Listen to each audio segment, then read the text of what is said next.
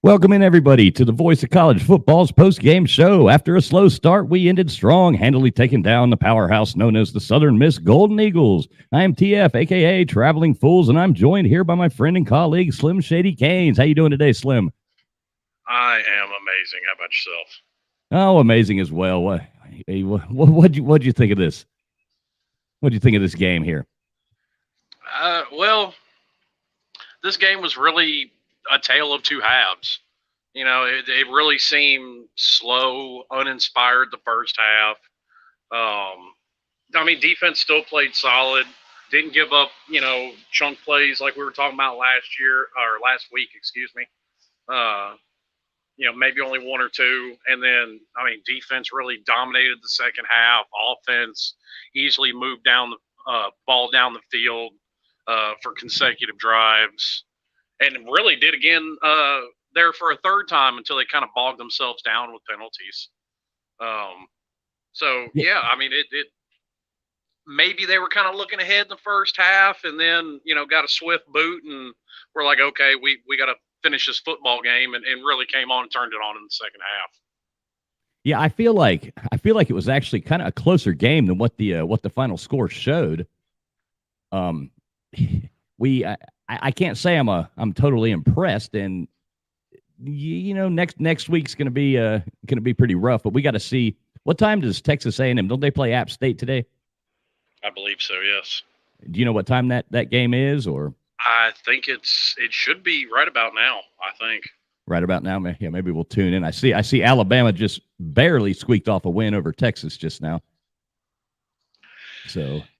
Yeah, there's definitely some upset Alabama fans out there because I've been hearing a lot from them all week talking about how they're just, we're going to blow out Texas. It's not going to be close. Oh, yeah. The Gumps have been quite outspoken this week, talking about how bad Texas is and how they got no chance. But Texas really should have won that game. So I'm kind of disappointed. Yeah, but I mean that should give Texas fans hope going forward.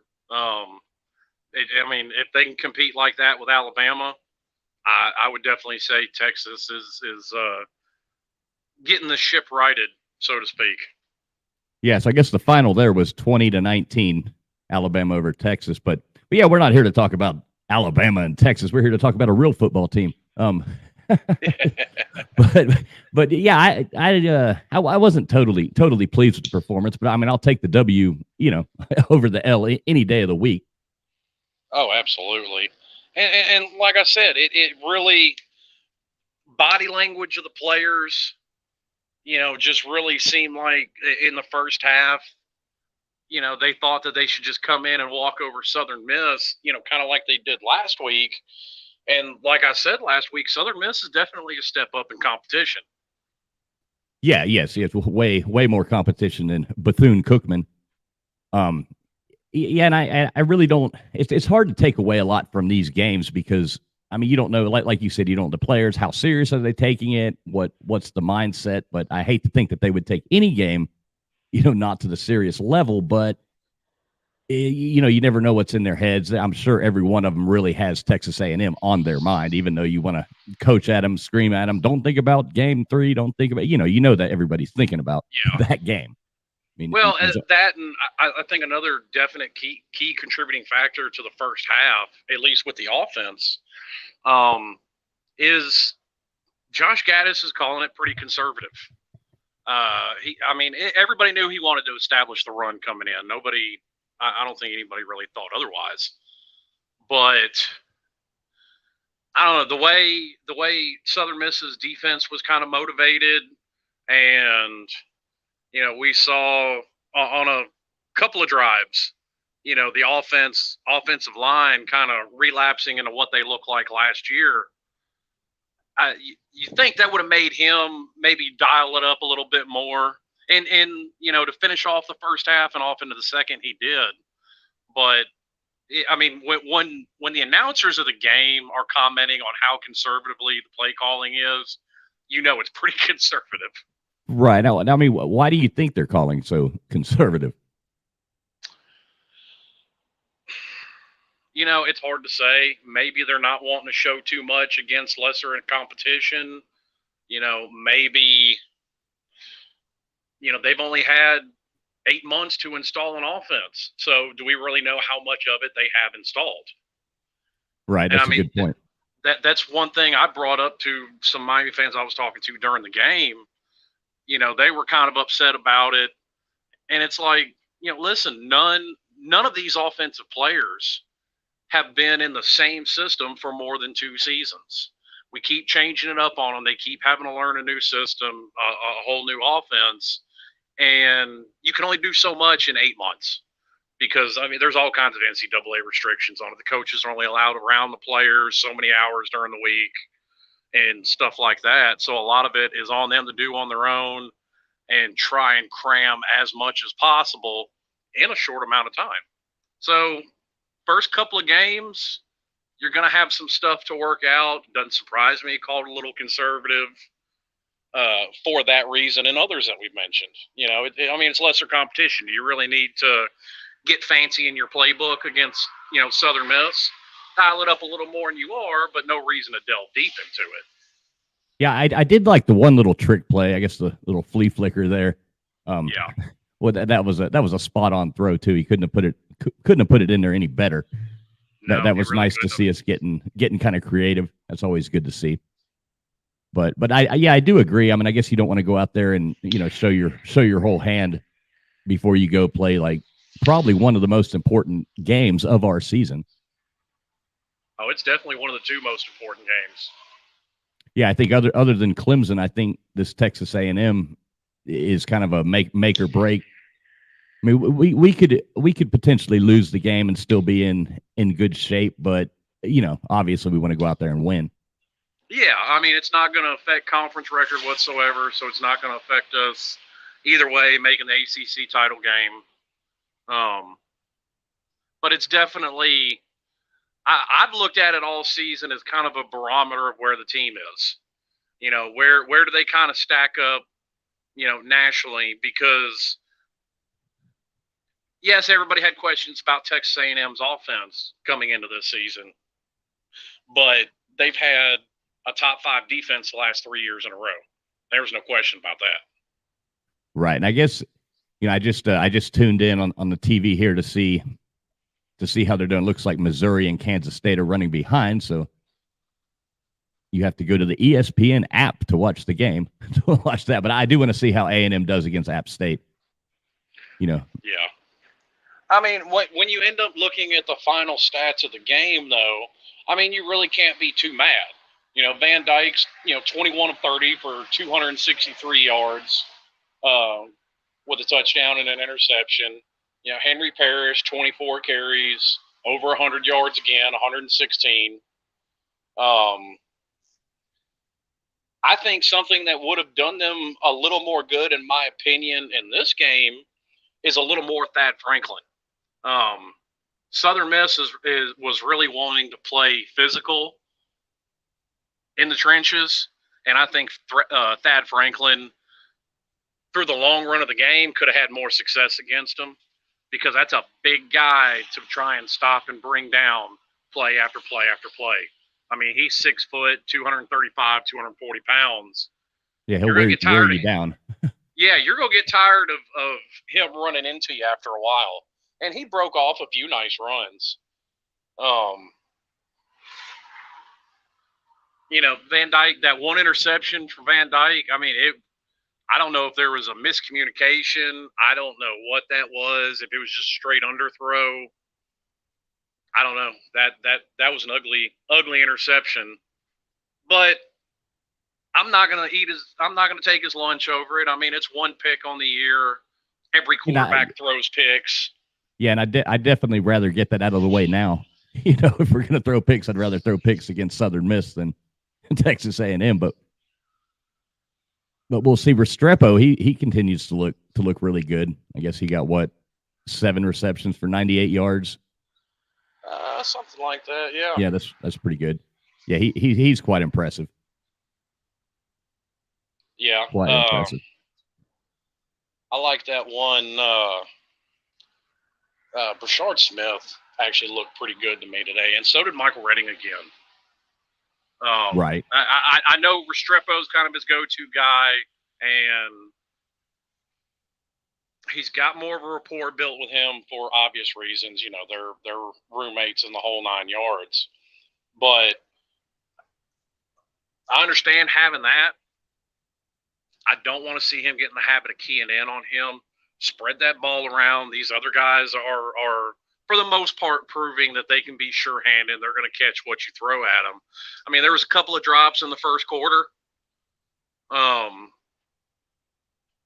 that I would consider unacceptable, but it didn't become a habit throughout the game, so I'm not really going to harp on that too much. Right. Yeah. We definitely didn't play our best game today, in no way, shape, or form. I mean, I really hope they get in there and clean up a lot of these issues. But it like I said, we got the W, so it could be worse. But we're not sitting there we're not 1-1. We're actually, we're actually 2-0, and that's at the end of the day, that's a positive note. But we definitely could have looked better. Yeah, no doubt. I tell you though, it's almost a mirror of last week, where the offense looked almost flawless, and we were seeing some problems with the defense. But this week, the defense stepped their game up. I mean, I think they allowed like 150 yards total offense less than last week. We were seeing a whole lot more pressure on the quarterback, sacks on the quarterback, tackles for loss.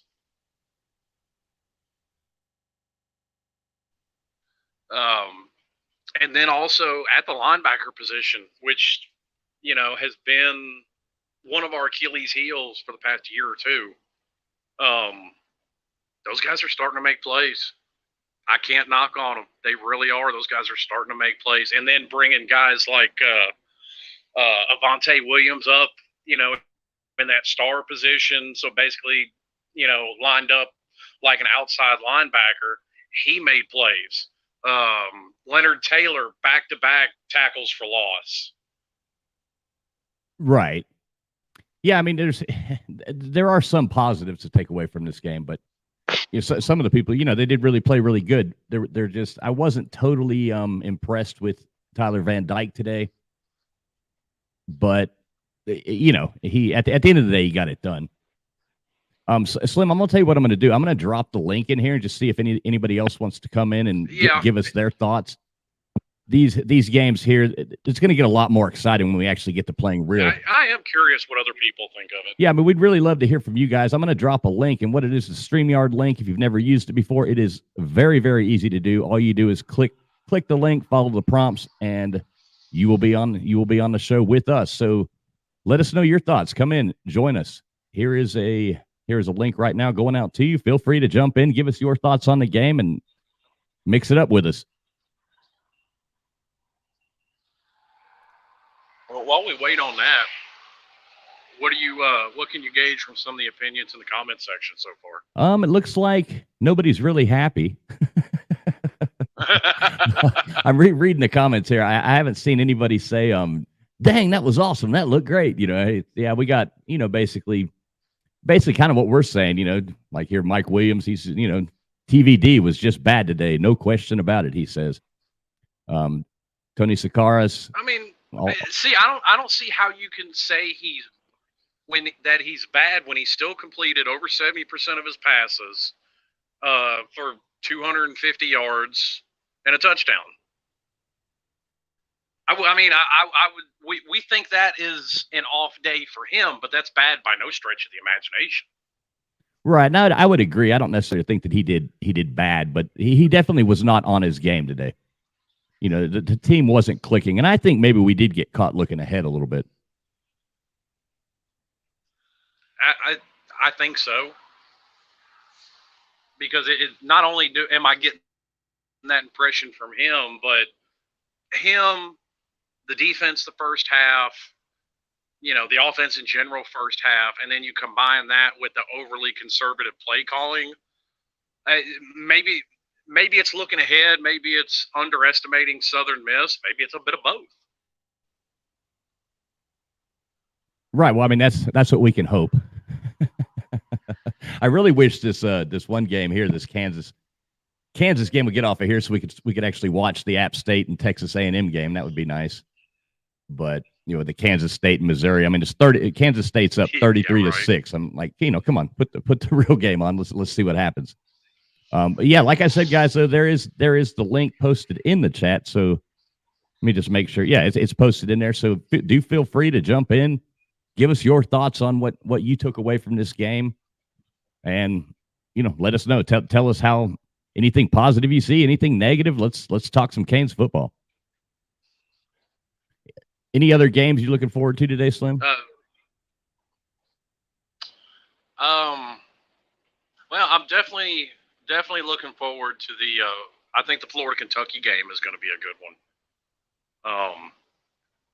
I was curious. I was definitely keeping an eye on this North Carolina game here today, because that's been a team that consistently since we've joined the ACC has just kind of been that thorn in our side, the fly in the ointment, if you will. Right. Yeah, they have tortured us.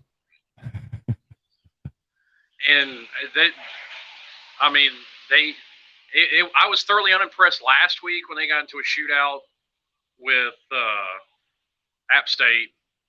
I wasn't impressed in their win over Florida A&M at all, because that game was close for 3.5 quarters. Hey, Slim, we are in the presence of greatness right now. We have somebody here to join us. Special guest coming in. What's up, Coach Coop? How you doing, man? I'm waiting to see. You said you're in the presence of greatness. I know that Slim would count, and you would count. I don't know who you're talking about with me though, but hey yo,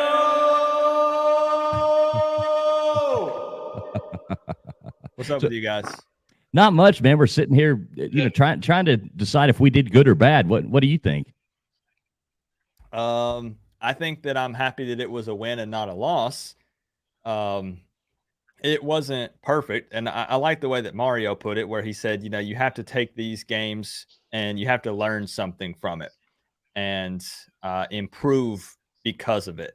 And the thing is, it definitely wasn't pretty. I know you guys have probably already talked about this because I'm just tuning in, but obviously the first half, Canes fans, we're falling apart. Like, oh my gosh, it's mass chaos. Hashtag fire Mario all in my chat. Everybody freaking out, But already, I think it was very apparent that this coaching staff was able to kind of rile everyone up and make some solid adjustments after halftime, because we did look quite a bit different coming out to start the third quarter. Yeah, the third quarter. I wanted to ask you about that. I wanted to ask you about that specifically, because that was something that me and him were just talking about. That, I don't know if it was a combination of them not taking Southern Miss seriously, maybe looking ahead to Texas A&M, or a little bit of both, because they almost seemed disinterested in the first half. Mm-hmm. And that's one of those things for me. I feel like it's so tough to really figure that out, because you feel like at this point, like everybody knows, don't sleep on any opponent. Try to not get caught looking ahead, because then you end up slipping up and going into Texas A&M 1-1, which would be an absolutely horrible scenario. So it's really hard to honestly to say one way or another. There were a lot of guys. I know you guys were talking about TVD possibly, still having a decent day, 21 of 30, 263 yards, but also maybe not looking quite like the Tyler Van Dyke we're used to seeing, so to say. I mean, not the Tyler Van Dyke that's, in all these Heisman talks and stuff at the very least. Right. So, honestly, for me, it's tough to say. I really don't know. I know that people were, talking up Southern Miss. I get that they are better than Bethune, but they're still not that great of a football team. Let's just keep it real. So that first half, I'll just say this. I say this all the time. I'm not putting the Aggies on some kind of pedestal, but if we come out and play like that in the first half against the Aggies, we'll be down 21 or 24 to nothing going into halftime next week. Exactly. And that will be a problem. Yeah, we're gonna have to definitely get in there and straighten some things out really fast before next week. And that's a night game, right? Yeah, that's 9 p.m. kickoff. Yeah, so they're 9 talking p.m. about that. They're talking about game day being at Kyle Field. Mm-hmm. Yep. I would imagine so. I mean, I don't know of a bigger game next weekend, that could potentially have as much stake, for either team. I don't know anybody else that's really playing that's going to be that much bigger. So I could see game day being there. And you don't want to be going in there at night playing there like we just played. I mean, that place goes wild.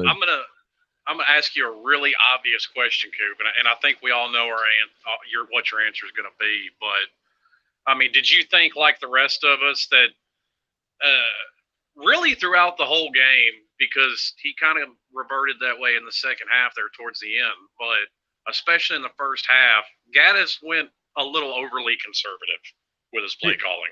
He did. I 100% agree. And it kind of like I get it in a way, but also not at the same time, because I understand there's two sides of this argument here, in my opinion. There's, we don't want to show all of our cards, right? Like we want some secrets going into Texas A&M. But at the same time, I also feel like I saw these two games as warm-up games. And what I mean by that is an opportunity to actually put some of these plays to the test in an actual real game day environment. So I actually feel like it's sort of a missed opportunity to not go in and make sure that we've got all these plays down and, everyone knows what's going on. We're in sync. Kind of like, because again, when we came out and did that first drive starting out the third quarter, I was like, this is how I expected us to look. That's what I expect out of the Josh Gaddis offense and for the way everything to flow. But again, it's just, I don't know, man. I do definitely think he was being conservative. Now, to that point, I mean, pretty much the entire first quarter was consumed up by two drives, because even though they came away with no points, I mean, Southern Miss was on like a 7-minute drive. Miami was on a 6.5-minute drive to get that first field goal. And it almost seems like that might have been Gaddis's plan for this game, was kind of a war of attrition almost, trying to not only wear them out, old school football style, but maybe in a game setting, trying to wear his own players out, because Mario made a point of commenting after the game and so it tells me it's something they were looking for. None of the guys cramped up. I mean, it's possible. Maybe this was all a big brain move by the coaching staff, and it just went over everyone's head. Like they've got a plan. They know. I'm just saying, maybe, because you're right. They continued to pound the rock, right? We kept running the ball, and we were wearing them down. And I do think that it did start to show later on in the game, 100%. Yeah, the second half, we definitely looked like a different team. But, and this is a hard game to walk away from smiling about. But, like I said before, at the end of the day, we got the W. So we're doing better. We can't be too mad at ourselves. I may also be looking at it differently too, because me and Fools are a little bit older than most of the people that are going to be around YouTube. It doesn't hurt my feelings at all to see 6, 7, 8-minute drives where you're just gassing their defense. Right. Yeah, in today's times, it's all about high-powered offense going through the air, scoring in under 1 minute, putting up 50-plus points. It's a lot different. Yeah, and see, you know what? I don't mind at all. A little old school football, and that could very well play into our advantage, because A&M's offense has not looked good. I mean, by any stretch of the imagination. And as I said earlier, everybody knows how good their defense is. So, I mean, there actually is something to maybe it is a big brain plan that could be their that could be what their game plan going into next week is. Okay, this is what A&M's offense looks like. We think our defense can handle it. This is what we have to do to neutralize, the past 3 years, what's been a top 5 defense. We got to gas them. It's very possible. It could be. I hope that's what it is. I know that. And that's not a bad game plan for that game, to be honest with you. I could agree with that. Yeah. Because I noticed, somebody in the chat talking about, our corners struggling and corners, lack of deep threat. I that does worry me a little bit. I'm not going to point out any specific players, but I do feel like that they knew who to target in this game, and it showed, in my opinion.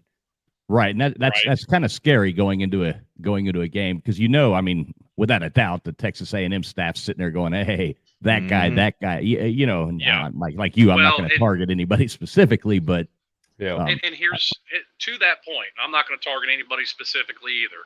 But I saw, I was in and out of your comment section there, Coop, and I saw it gets wild. I saw several comments, asking for another corner to come into the game. Not going to call his name. He got cooked on a few plays too. Mm-hmm. So I mean, it very well could be. And I say this all the time. These coaches see so much more than we do. Oh, they do. 100%. So much more than we do. And it very well could be that this player or two that people aren't wanting to see in there is just simply the best we have for right now. And sometimes, especially you're a first-year coach in a new program, you have to deal with what you got till you can get your guys in. Yep, and that's why I kept trying to drive home my point all off season. And I know that you guys have probably at least seen a few of my videos that when I did that 9-3 prediction and kept saying, "Hey guys, I know you hate this word, but it's going to take a little bit of time." Oh man, every video they just eat me alive every time. Well, I mean, during the off season, me and you had the exact same record prediction for this year. I mean, and what was that? What were you predicting for us? For me, I was predicting 9-3. Okay, that's what I predicted. Yeah, with what losses to Clemson, A&M, and somebody in between. Yeah, a random ACC, insert any ACC opponent, honestly, because I don't see us. Now this was before I had even seen the Canes take the field, but I just didn't see us running the table in the Coastal. There's usually one kind of loss, one hiccup there, and then again, people always kept asking me, "So you're telling me we still can't compete in the big time games?" Because arguably, I mean, the two biggest games on the schedule are the Aggies and the Tigers, right? Right. My problem is until I see the Canes take the field, again, keeping in mind this was a couple of weeks before the season kicked off, I couldn't confidently stand here and tell you we were going to win those big time games because look at our previous history. Even with a new coaching staff, keeping in mind it's year one, I could not confidently say, yes, we're going to win those games and predict those as dubs. I just couldn't. Right. So let me ask both of you a question now. Both of you basically agreed on that. Has your prediction changed after watching 2 games? No. Definitely not. Right. At this time. I mean, not definitely. See, part of me almost don't hate me for this. Part of me almost even says I would consider 8-4. The issue is looking around at some of the other teams that we're playing and their inconsistencies and issues they're dealing with as well. It's kind of a toss up, right? Like Virginia Tech dropping to Old Dominion, UNC putting up lots of points, but then struggle with FAMU the week before. So like, I'm still actually probably pretty firm on the 9-3 myself. Right. And I'm right there with you as well. And to your point of from a minute ago about being able to not win these big games, just based off of talent level, why should we be able to compete in these games? Do we have the talent that Clemson has? No, we don't. No. And that was my point when I did that prediction. Yeah. People are seeing that because I don't know if that's still the case, but I know at one point we had leapfrogged Clemson in the #1 recruiting class in the ACC. That may not still be the case, but it was somewhat recently. So people have this in their head and they forget that #1, that's the 2023 class. These players are not on the field now making an impact for us. They also forget that Clemson has out-recruited us for years and years and years. They've stacked up talent on that squad. So it always comes back to the same thing. Hopefully we can compete and make it a game, and maybe a Christmas miracle happens in November and we find a way to win.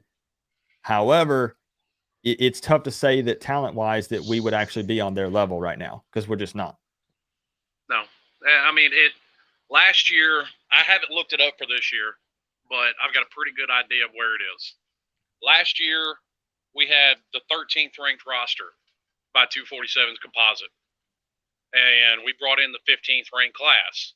So that means this year we should have about the 14th ranked roster in the nation. And A&M and Clemson are both. Clemson's definitely in the top 5. A&M is definitely in the top 10. I would agree. Yeah. So no, we're not as talented as them. And not only that, Dabo Swinney's been there for over a decade. Jimbo Fisher's been there 5 years. Both of those are national championship winning head coaches. And Mario's been here 5 minutes. Yep. Right. It makes a difference. Yeah, and I see a lot of people too, like to your point, Coop, like you were saying with the recruiting, a lot of people in their minds are like, oh, we just recruited, we just did it. And it's like, hold up, guys.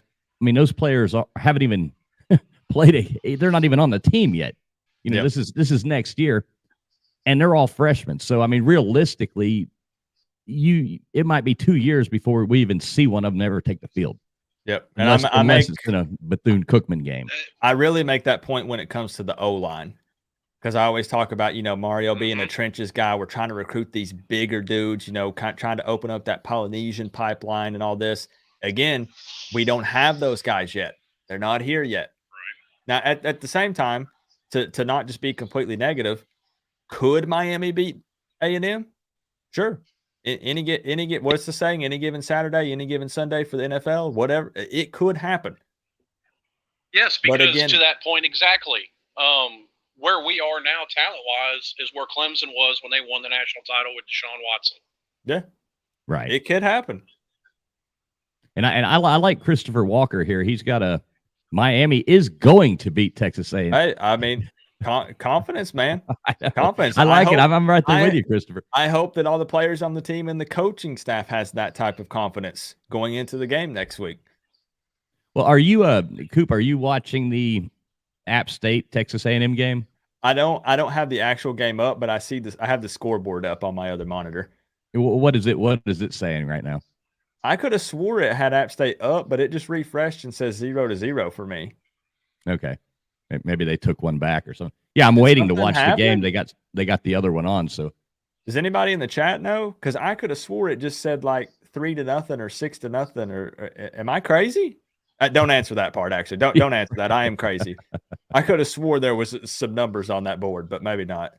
I don't know. Right? Yeah, I don't have it up. Bringing FSU into the conversation. Uh-oh. I know. Look at FSU is decent this year. Oh, they're going to. I was told by multiple FSU fans, take it to the bank, place your bets now. The Florida State Seminoles winning the national championship this year. Uh-oh. Yeah, and I would just like to remind FSU fans, because they seem to have gotten a big head after beating LSU. That's two teams that have struggled to put 10 wins together in the past 2 seasons. So let's keep things in perspective here.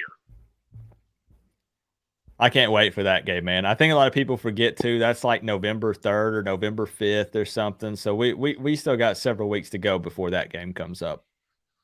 Right. So here's your update here. Mario Kane says I guess they had a touchdown, they called it back, then they missed the field goal. So that's why your point. Okay. Dang, bummer. Because I thought App State was up. So yeah, so I mean that's an interesting game to kind of gauge Texas A&M there. I mean that could really change my.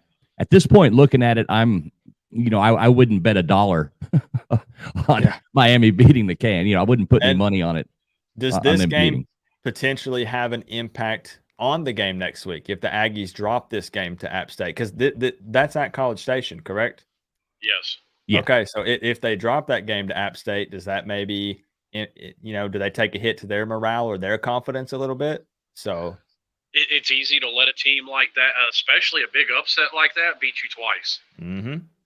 Right. Now, if you look at even if it's a close game, that's going to be definitely a thorn in their side with their confidence level.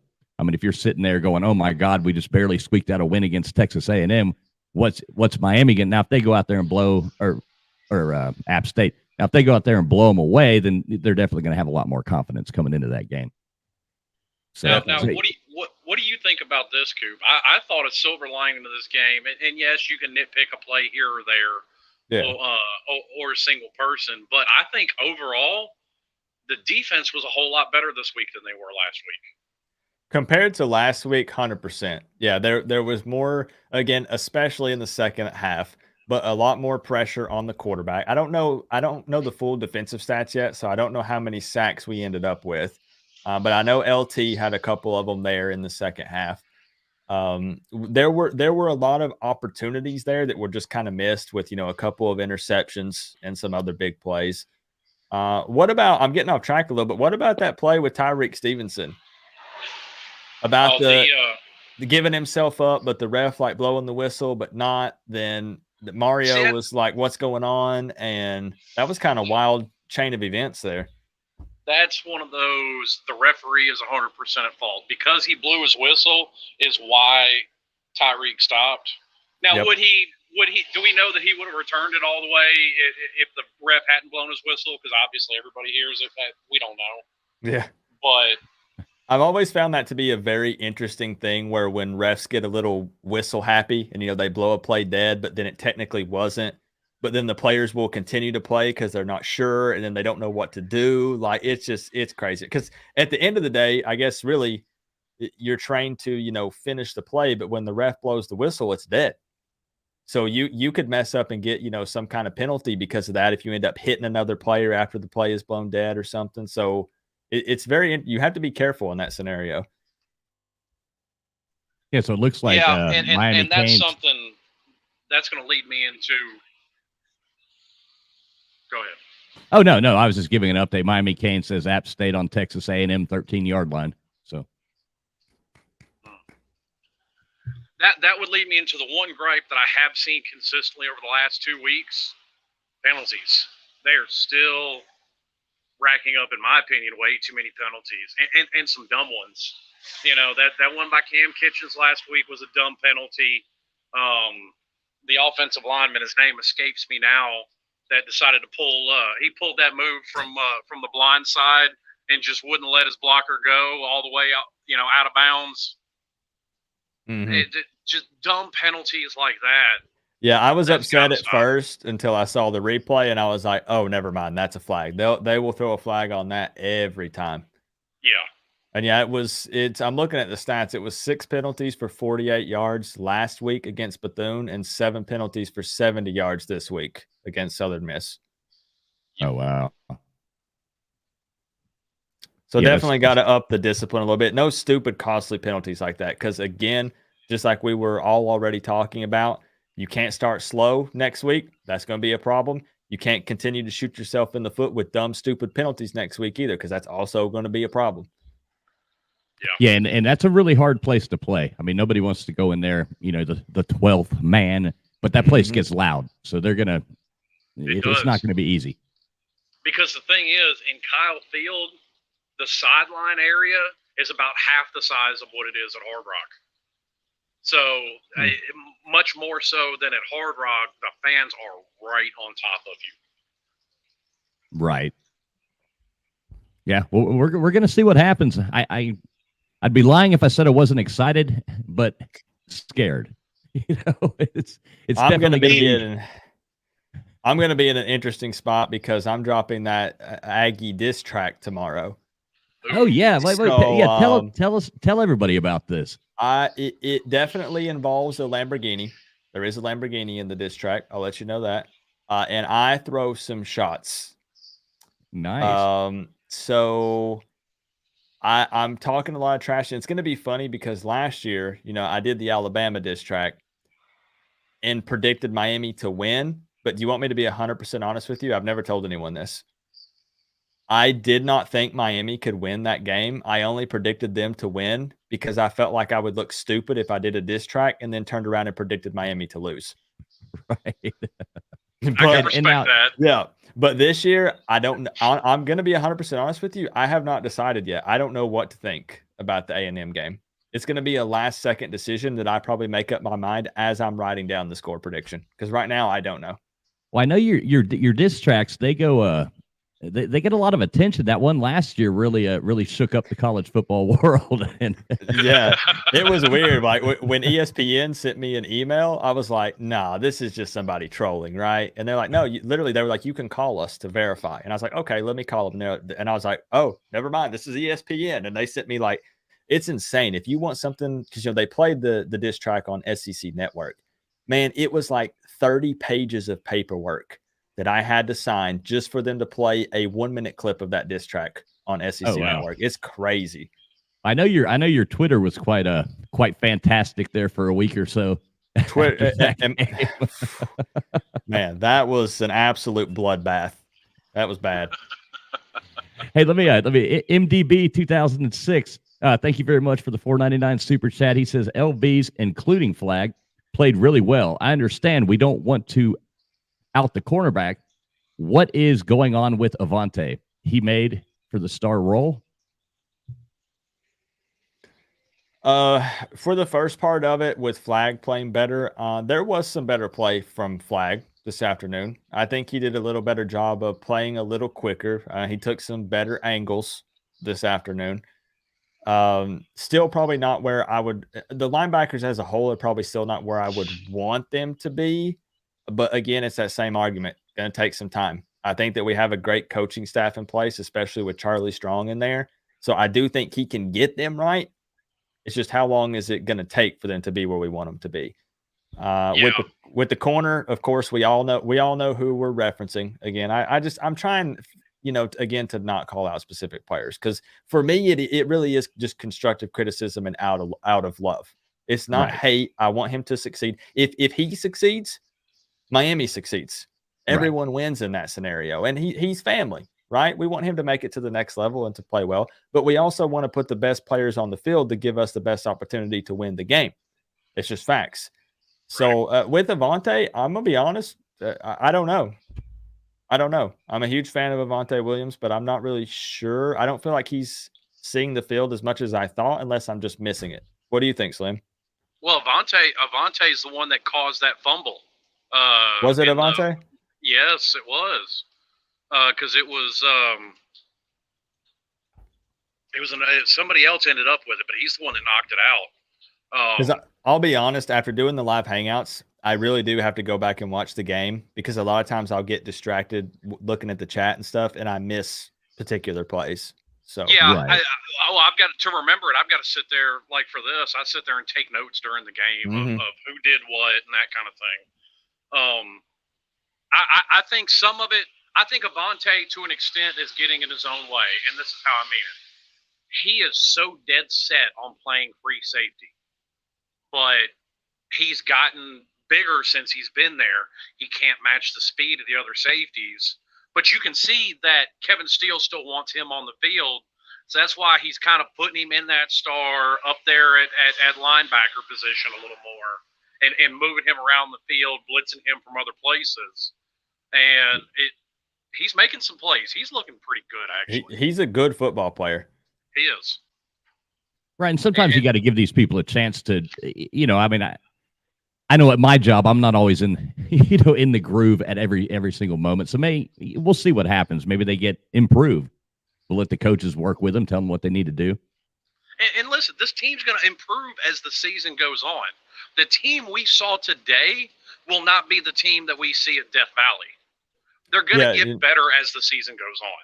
You bring up a good point, because I feel like people think that the only time that you can get better and improve is during, spring and fall camp. And then it's like, whatever we are is what we are for this season. And as you just said, that's most certainly not the case. We continue to practice and improve and get better and make adjustments and changes as the season progresses, 100%. In my opinion, and I've heard a lot of coaches say this, so it's not just my opinion.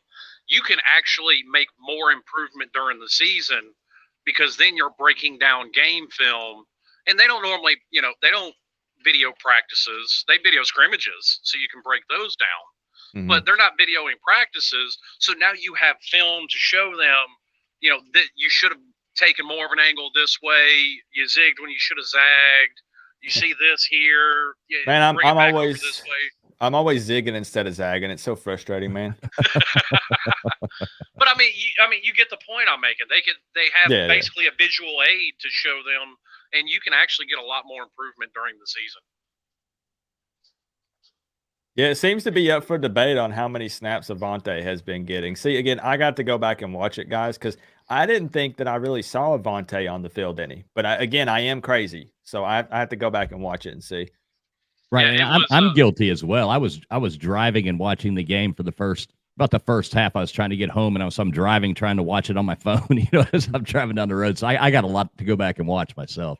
Right. Yeah, and like as I've got it written down on my notes, and it's kind of funny if you were to look at it, but it was Avonte Williams that caught the fumble or that caused the fumble, and it was Chance Williams that came up with it. Okay. So, unless I'm mixing up a Williams, but I'm also I've got because I've got kids running around the house, I've got the subtitles turned on, so I'm also there's nothing but Williams on the back of the jersey, so I'm kind of going off of what the commentators are saying too. So unless they told me wrong and it was maybe James Williams instead, but from what I got, it was Avonte, at least on that particular play. So, and he didn't come out; he stayed in. So I know he got multiple snaps. But listen, I mean, they didn't even have Jaleel Skinner on the depth chart, and he came in the Bethune-Cookman game and caught 2 passes. Yeah, true. So, I mean, I know Miami fan, and they were bad about it last year. Yeah, put in the freshmen. The vast majority of coaches, unless they're backed in a corner, just are not going to do that. Yeah. Unless they have no other choice. Because I was hoping that, with it being Bethune and Southern Miss, that I was really hoping, going into the third quarter, we were up 45-0 in both these games. So a lot of those young guys could get more snaps so we could see them in an actual game and then, potentially see if they could leapfrog somebody before the Texas A&M game. But, Well, I mean, they won 30-7. They're gonna go up in the rankings. Now, I'll say this: I wish once they had a 20-point lead, I wish they would have gone ahead and put Garcia in then and just called it a day for Van Dyke. And obviously let him run the offense. Don't just send him in to hand off passes. Because here's the thing, and I'll give you a perfect example of this. You remember back in, 2017 when Tua came in at halftime and just dominated Georgia in the second half and won the national title?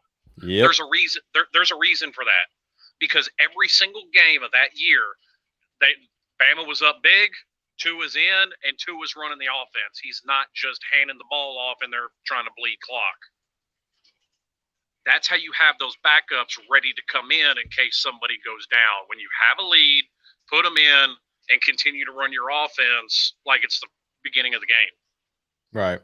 Yeah, I can definitely agree with that point, 100%. Right, and Garcia, he's actually looked. I mean, what is he throwing at now? 10 for 10 on the season now? I think so. Yeah, yeah, because it was 8 for 8 last week, and he was 2 for 2 this week. Right. I mean, I know it was only 2, but hey, 2 for 2.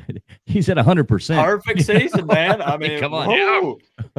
I go out like that. Completed every pass this season. Heck yeah. Coach, my ankle's hurting. I can't get in there now. And I just want to make one point. I see Poobie Sistrunk saying, "Why are you guys afraid of Texas A&M?" Afraid is the wrong word. Right. It's not Miami, and I'm not just trying to speak for everyone, but I know most Miami fans are not afraid to play anyone. We'll line it up against anybody. Alabama kicked our butt last year. We'll line it up tomorrow. Not afraid to play them, but we're trying to be honest and realistic when it comes to evaluating these teams. Because I always say it like this: when I do these predictions, I'm pretending like I'm putting the title to my house on the line. Would I bet my house on this game? Could I confidently say, yes, Miami is winning this game? I try, and it's kind of silly. I know it sounds funny, but I'm trying to build up some credibility and trying to be realistic with this. Afraid of Texas A&M? No, definitely not. Right, and I agree. I think our fan base is very, very broad. So you have a lot of people who are older. All teams do, but Miami can be very overly optimistic sometimes. I think a lot of the fans can come in there and see one game and be like, "Oh, we're back," and you have to really sit back and look and go, "Yeah, I agree." I mean, we're not afraid of Texas A&M, but I'm right there with you, Coop. We got to look at it as realists and really. And I think and I don't think it's exclusive to this fan base at all, but there can really be short-term memory loss sometimes. And the reason I say that, there was a comment after our video last week, and something along the lines, I don't remember verbatim what he said, but the gist of it was, Manny would have struggled in that game last week. Well, absolutely not. I mean, don't forget, we dropped 69 on equivalent talent last year. And I think people make statements like that, and they think, oh, Manny couldn't have done this last year. Look what Mario did this year. We should be a championship team. And right. I think people need to dial it back just a little bit. Manny blew out a team. Al Golden did too. I mean, people forget they called in the mercy rule in an Al Golden game. Yeah, because we dropped 77 on Charleston Southern, and they had a running clock in the fourth quarter. Even running out of bounds didn't stop the clock. Right, I remember that too. Now, you know what? I'm about to piss a lot of people off. Miami fans, I love you. You know what would guarantee a victory next week against A&M? If we were rocking Nike uniforms. Oh no! That would be a win. He went there. Shots fired. No, that cracks me up. Like I said, Miami fans, obviously, I got a glowing you on my. Come on, man. I'm a Miami fan, but I catch so much flack for that because I'm like, I don't want to go back to Nike, and they're like, Coop, if we wore those Nike jerseys, man, back when we were great, we would be great again. And I'm like, hey, wait a minute. You just commented and said that the uniforms don't determine if you win a game or not. What are you talking about? Exactly. It cracks me up, man. Yeah, that is a funny talk. Like, people get so mad they go back and forth. Adidas, Nike. I really don't care either way as long as we win football. Yeah, I don't care if they're out there running around in the Walmart clothes. I don't care. Right. If they're going 12-0 every year, I don't care if they're in Pumas and one. Yep. I'm down, man. I'll buy those jerseys and those shirts. Hey, I still got a starter jacket. Come at me, bro. Hey, man, I'm jealous. I got a few members only jackets still that I love, but I don't have the starters anymore.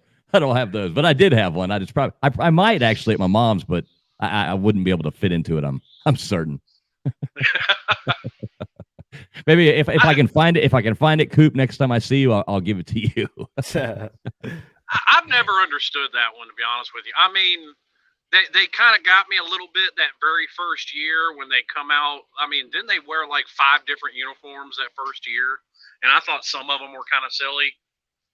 But, I mean, I really don't have any hate for Adidas. It doesn't make much of a difference to me. No. Now, are you guys seeing this super chat here? MDB 2006. Thank you very much for the $4.99 super chat. He says, well, apparently Avonte may be out the door, deleted everything Miami off his social media, posted and deleted a tweet saying, it's been fun, Miami. I just checked, and that is, in fact, I don't know about the out the door, of course, because that's a little jumping to conclusions. However, he did delete all of his Miami stuff, which is unfortunate and very interesting. Yeah, quite the turn of events there. What do you think about that, Slim? Me personally, when it comes to stuff on social media, I'm more interested in my belly button lint, to be honest with you. I think people read too much into it.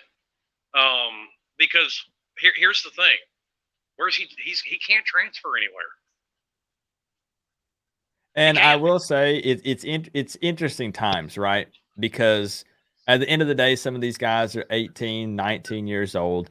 And with social media, it could be just a scenario to where he's not getting the amount of playtime he wants. And this is not throwing shots. Do not take this out of context. It could be him kind of venting a little bit about it by saying, well, I'm taking my Miami stuff off of here because he's pissed in the moment, right?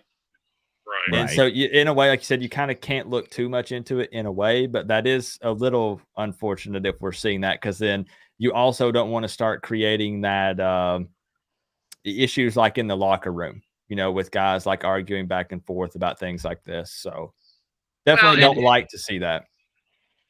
No, I don't think any of us want to see him leave. But here's the thing. Regardless of where you think Miami is today, regardless of what their schedule is today, every single member of that staff is an A++ recruiter. Mm-hmm. So if Avonte Williams wants to get in his feelings and leave, have fun. Yeah, I've always had that same mentality regardless of who the player is, and it's never personal. If they want to hit the portal, next man up, because I only want players at the University of Miami. Like I said, I don't care if they come in as a 5-star, have all this hype, whatever. If you don't want to be at Miami, I don't want that guy on the field, because I want guys who are willing to give their all for Miami, bleed orange and green. So if they're not happy, sometimes even if it's like a mental thing, that can translate to the field. So not saying that I want, because I do not want Avonte to leave. I love Avonte Williams. We literally just talked about him a few minutes ago, talking about how he's an absolute baller. Ton of potential there, loads of talent.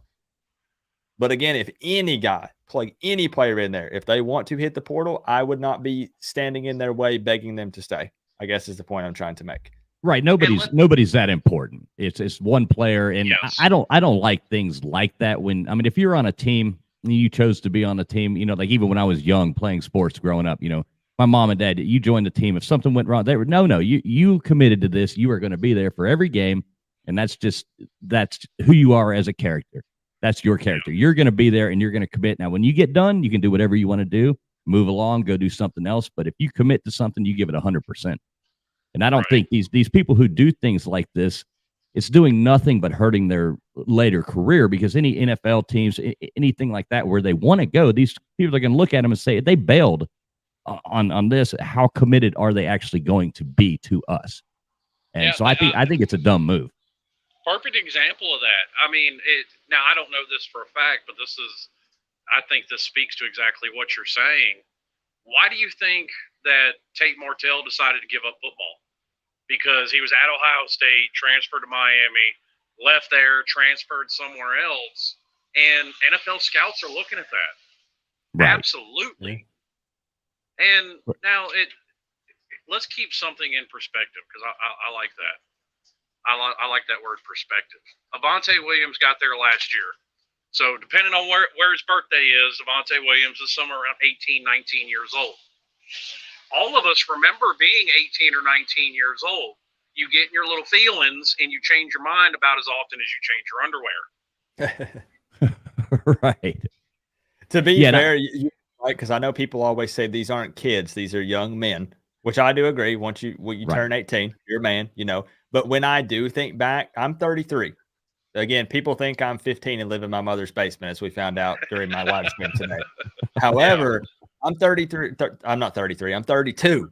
I'm 32 years old. When I think back to when I was 18, I'm like, what was I doing? Right. Like, what was I thinking? You were like, I was an idiot back then. Yeah. So, you make some mistakes. You make some questionable decisions and stuff. So, and it's funny, the older you get, like at 33, you look back at 18 and go, gosh, I was an idiot back then. And now I'm 46. I look back at 33 and go, gosh, I was an idiot back then. So it just keeps happening in your life. I look back at 18 and think, geez, I was an idiot. And I look at it now and I'm like, wow, I'm 34. I'm still an idiot. Right. That's probably the best way to look at it. That's what I should adopt. Right, exactly. Right? Yeah, we just you live and you learn though, and I guess that's going to happen your whole life. But I don't think it's good for these people to go out and do these things. I guess what LSU had the same problem last weekend, right? They did. Butte, or however you say Yeah. his name. Yeah, didn't he go do the same thing? So and he's in the exact same position because they have changed some of the transfer rules. Are you going to give up your entire season because you're mad now? Because you can't transfer anywhere now. They can't take you. Right. And Avonte, he's a freshman, right? Or is he a sophomore? Yeah, so he's probably looking at, I mean, who knows? I mean, this is all speculation at this point anyway. Yeah. Hopefully he stays a Cane. So yeah, he might have just been crying, stomping his feet, jumping around because he didn't get enough snaps or something like that. Or like Palm Beach Cane said, coaches might have brought up his mistakes and hurt his feelings. Right. I mean, and we all saw it. And a perfect example as far as this year. I mean, everybody saw Spencer Rattler at Oklahoma last year, literally throwing a temper tantrum on the sidelines. Mm-hmm. Yeah. And you see him play at South Carolina now. There's a reason he got benched. There's a reason you're taking criticism. There's a reason that you're not getting more snaps. So this is, I think, a good piece of really life advice for anybody, but definitely football players. Focus on what you can do, not stuff that's outside of your control. Fair. Right. I totally agree. But yeah, I mean, let's move on from that. I don't want to give too much attention to, a pouty 18-year-old and his Instagram account or something like that. Because I'm kind of with you, Slim. I really don't care about social media that much. Yeah, I'm really not. Like that. YouTube is the extent of my social media. Right. I mean, I know Coop and I guess we both have Twitter accounts, and I don't see you on there that much, and I'm not on there that much either. It's a different time, different world, man.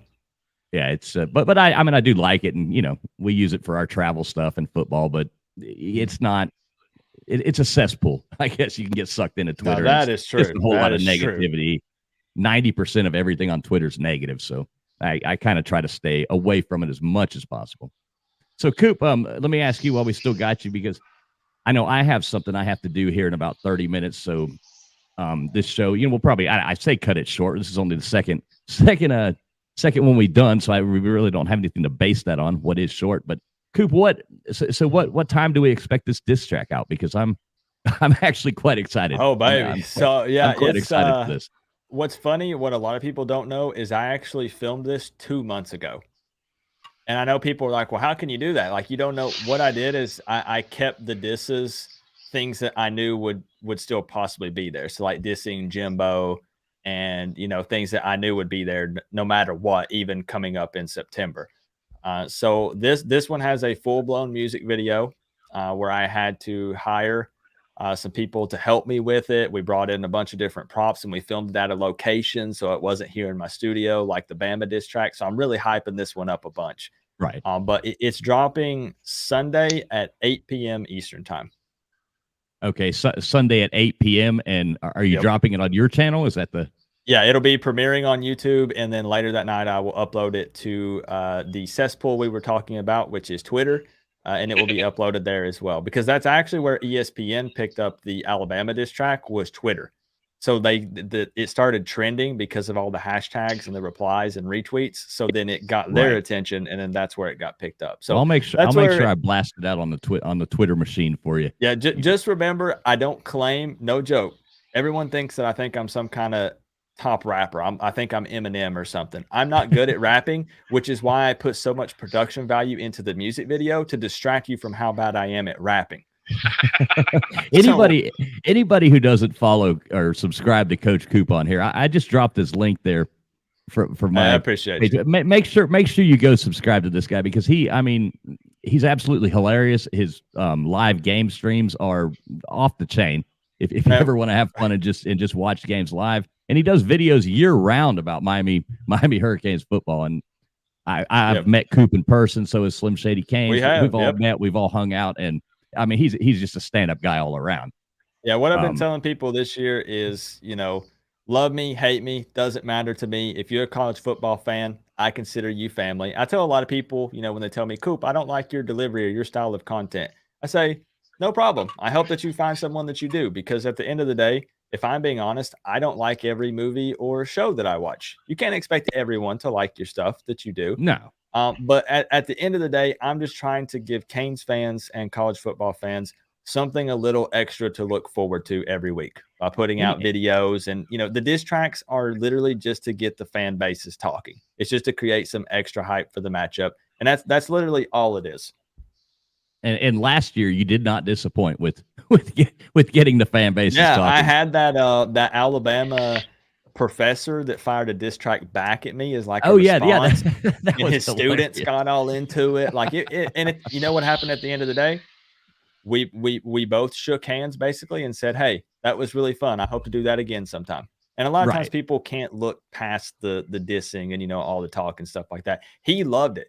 He literally told me, he said, I wish we played Miami more so we could do more stuff like this. Right. Yeah, that was absolutely awesome. It's definitely hard to find people that, and somebody else I watch on YouTube says this all the time. Fan is short for fanatic. Mm-hmm. And a lot of people can get fanatical about it and kind of forget to have fun and take things a little too personally. Yeah. Yeah, and I look at it, if it's not fun, I don't want anything to do with it in life. Yeah. I mean, and to me, it's all a blast. It's all about fun. It's all about, a community coming together, people with common interests of football, whether you like this team or this team. If everybody rooted for the same team, it would be no fun. So it is nice to have, the back and forths and stuff like that, as long as people keep it civil and exactly for me, football. Once it turns to personal attacks, you've lost the argument. If you can't argue football facts, right, you're done. Right, it's over. And I love it because I'm seeing familiar faces in the chat. Christopher Walker, Adam the sports guy, Mike, Justin, man, you guys are the best. I know exactly what you mean, Coop, because I don't think anybody has made more people mad in this fan base than I have. I mean, you have upset a few people. Yep, you have. Well, that's to put it lightly. And even, to take it and make it even smaller to what Fools was saying, even people within a single fan base can absolutely have disagreements, but it's just that, a disagreement. We all want the same thing in the end. Mm-hmm. We just see different ways of getting to that end. That's all. Exactly. And that's what I find interesting about Canes fans is, man, I know, like you said, every fan base has this, but man, Canes fans argue about a lot. Like we argue about anything, man. We will find something to argue with each other about, and forget bringing other fan bases into it. We'll just argue and fight amongst each other. But I will say that whenever I see someone come in and make a personal attack on another Canes fan, we all come together and watch out for each other. 100%. Right. I see that time and time again. Yeah, I mean that's what's more important is being a family, but as with any family, the fighting amongst ourselves is going to happen a lot. What's Thanksgiving without a couple of arguments with Uncle Fred and another cousin, right? Right, a couple turkeys thrown. It ain't Thanksgiving unless somebody's got a spoonful of mashed potatoes in the eye. Exactly. So, we'll wrap it up here in a minute. But both of you guys, Coop, you want to go first? What do you think? What's looking forward? What is your what's your take on it? Just kind of outlook. On what do you think? I mean, anything you got to say? There is, again, we say this a lot every year, but there is definitely potential there. 100%. We've got some athletes on the field.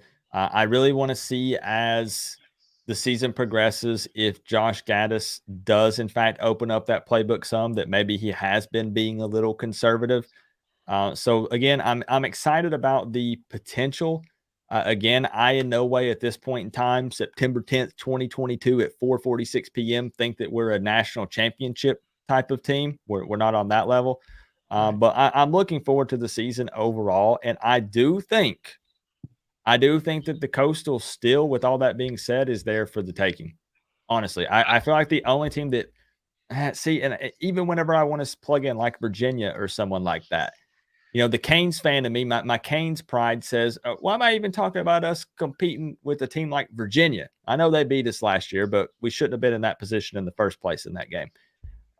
So for me, I feel like the only team that stands in our way to compete in the ACC championship, still all things being said, is us. Right. Period. Yeah, I would agree with that. I mean, the only other team, Pitt's looking pretty decent, but other than that, I mean, Pitt, well, they were taking it to Tennessee. It's 17-13 now, it looks like. So we'll see. We'll see.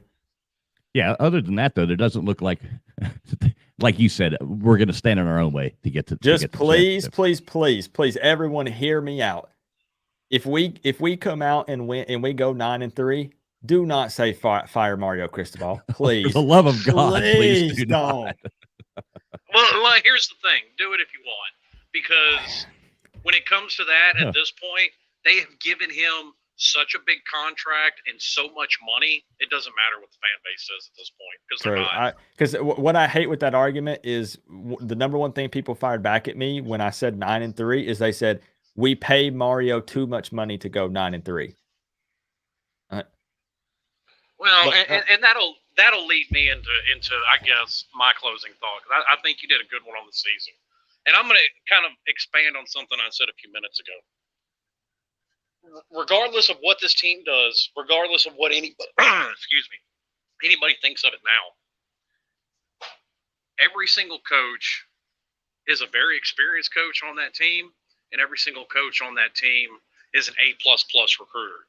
Mm-hmm. So regardless of what you think of them today, regardless of what you think of them at the end of the season, 2024 or 2023, 2024, and then maybe 2025, that is guaranteed to be a top 5 roster in the nation that can compete with everybody. Anybody. Yeah, definitely. And I think a lot of people need to take that into consideration now that we are building something. It's not like in the past where you can sit there and go, oh my gosh, we got a crappy recruiting class coming up next, blah, blah, blah, the same endless. We have something to look forward to. And even if we don't go out there and shock the world this year, which is unlikely that we do, but not that we don't have the chance, but it is, I wouldn't bet it, like Coop said, I wouldn't bet my house on it. Would you put your house on the line, traveling fools? Yeah, well, no, I'm keeping the farm. And also, and another side note on that, I don't think anybody would argue the best in the game right now is Nick Saban, hands down, point blank, period. Unfortunately. Okay. It took him 3 years to build a national championship winner at Alabama. And as far as what Mario's done to this point in his coaching career, what makes anybody think that he could even do it in the same time period? Fair. Right. Yeah, you got to give people a chance. It is possible that he can do it in the same time period. I'm not at all saying he can, especially with his recruiting ability, because he's just as good, if not a better recruiter than Nick Saban. And that's why Nick Saban wanted him, and he was at Alabama.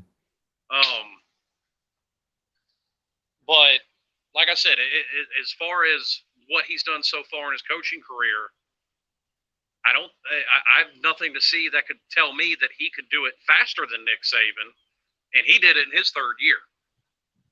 So, right. And I've been harping this over the years as much as Coop has. People just have to have patience. Yeah, and again, I think what really irks me, I'll say one last thing, because I know you're trying to wrap this thing up. What irks good. me you got plenty of time. I think that people get so frustrated because, let's say, last time we won a national championship, 2001, let's say, I don't know, 15 years. They take the 15 years of mediocrity, and then because it's been 15 years since we've, been on that type of stage, they expect instantly for Mario to take us to a national champion. I'm trying to think of how to put it into words. They take all that and drop it on him year one because they're impatient, frustrated, tired of waiting. Same as me. I am too. They put 15 years of frustration on him. Exactly. That's what I'm trying to say. Exactly. They drop that in his lap and they say, hey, this dude's making like whatever it was, it's $80 million or whatever. We need results right now. For me, as long as I'm just keeping it real, as long as he wins more games than Manny won last year, and I continue to see things that we can build off of, and I see forward progress, I won't say it's a success, but I will say it's a step in the right direction. Right, and that's what we need to be doing. I mean, I said at the beginning, if we go 9-3, I'm not going to be ecstatic and all happy, but at the same time, I'm not going to be disappointed. I'm going to be, hey, that was a good season. We're moving forward. We're moving forward. The end goal for every college football team is a national championship. That's what everyone is competing for. So if you don't reach that, you technically did not hit your goal. But I think it's unfair to say that anything less than that is considered a failure. I don't think it's fair to say that. And it's like Slim said on here last week, and I think you said, for the love of God, can we please win a bowl game? Yeah, right. We won one bowl game since 2006. Yeah, and to kind of expound on your point, and I get it. I'm just as frustrated over the last 15 years. I think people also need to kind of look at it from this perspective. It's just Miami's turn. Because where was Alabama before Nick Saban got there? There were no Alabama fans. They were all NASCAR fans. Go look at the NASCAR ratings. They prove it. Right. I mean, before Mark Richt got to Georgia, they were a dumpster fire. Florida didn't even realize football was invented until 1990. They didn't have a program really before then to speak of. College football is a cycle. Everybody has their ups. Everybody has their downs. This is just Miami's down. And I get that the world has changed, and it makes it worse because, and this is really, and I really truly believe this, I think the reason that a lot of, say, Miami, and Tennessee's in the same boat, because when Miami and Tennessee were on top, dominating the college football world, and teams like Ohio State, Alabama, Georgia were all in the dumps, there wasn't any social media then. Right. And now in the day of social media, it's a whole lot easier to hear about it from other fan bases a whole lot quicker. And it ratchets up that frustration level. Yeah. Yeah. So social media, it's a good thing and it's a really bad thing. I don't know how to take it. I'm not sure that I like it. But that's the world we live in now, so you just got to roll with it and go. Right. I'm going to be real. If it were up to me, we'd go back to the barter system, and we would all be riding horses everywhere. I'm not kidding. But I mean, simpler times. My overall point, though, is like I said, it's just college football goes in cycles. This has just been Miami's turn down. Alabama, like I said, before Nick Saban, they were down for 17, 18 years. Oh, yeah, they were horrible. So they had their turn. We're having our turn, and eventually their turn will be up, and our turn will be up. Yeah. Well, hey, I'm ready for it to be our turn because I'm old enough to. I'm old enough to remember. I saw Miami win 5 national championships. So I think we have the guy if we can just let him build his team. Right. And I agree. And I think we're moving in the right direction. I think we're doing good. Next weekend, I got my fingers crossed. I totally do. I want to come back here next Saturday night. I mean, God, this will probably be what, midnight next Saturday night? Oh, it'll be 1 or 2 a.m. probably. Yeah, that's going to be a late one. Yeah, because it's 9 p.m. kickoff. So right. So yeah, it's going to be 12:30 before the game's over. And all you guys that are in the chat and people listening, make sure you do tune in here next Saturday night because one way or another, we're going to have fun. There's going to be more people online. There won't be any games going on past that point. Well, one's to count. We don't really count those West Coast games. I don't think if Miami wins that game, I know it's not an ACC game, but I'm telling you, if Miami wins that game, social media is going to be. I'm not even going to try to describe it. It's going to explode. And I'm really looking forward to your diss track tomorrow, 8 o'clock tomorrow night. Everybody make sure that you are subscribed to Coach Coop. I dropped this link. You should be able to scroll up and see it. But make sure you go on there. It premieres at 8 tomorrow night. I will be there watching and listening. Be ready to fight with some Aggie fans because they're going to be pissed. I'm ready. Yeah, I can imagine you're probably going to make them all pretty mad. Yeah. Pretty mad. Well, guys, I'm gonna wrap it up, I guess, and we can get out of here. If you want to wait just a second after we go off live, just hang out for 2 seconds. We'll chat for a moment. But I just want to say thanks everybody for tuning in to the Voice of College Football's Miami Postgame Show. We really appreciate you being here. Make sure you subscribe to this channel, hit the thumbs up, like this video. As always, I am Traveling Fools. You can check out our Twitter or subscribe to our YouTube. Just type in Traveling Fools. You just find us, Slim Shady Canes. He does not like social media, but he will be here next week with us. And Coach Coop, thank you so much for joining in with us, man. Really love having you on here. You're a good man, Charlie Brown. And everybody, make sure. Let's get some. Thank you very much. Hit that siren.